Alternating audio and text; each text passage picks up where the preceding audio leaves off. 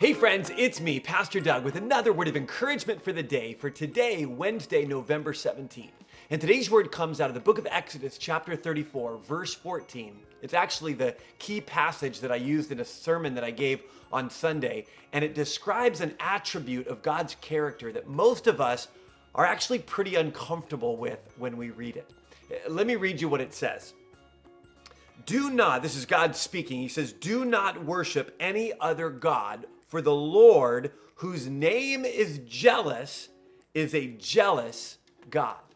So here in this passage, God describes himself as jealous. In fact, he even says his name is jealous, which is just a significant way of saying that part of his essence, part of his character, part of who he is rooted in jealousy. And you and I have all had really negative experiences with jealousy, right? So we hear jealous and we instantly kind of have negative connotations.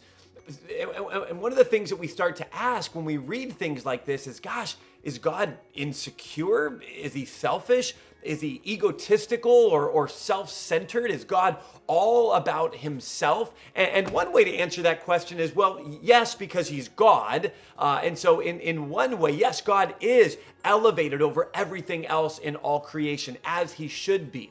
But another way to look at this is actually God's jealousy is an expression of his love for his creation, an expression of his love for you and me. Let me read you this passage out of this book called None Greater. It's just this great book about the character and the nature of God, but listen to how the author describes the correlation between God's love for us and God's jealousy. The author writes this: if God really is the most perfect, supreme, glorious being in the universe, then he is where the greatest joy in life is to be found.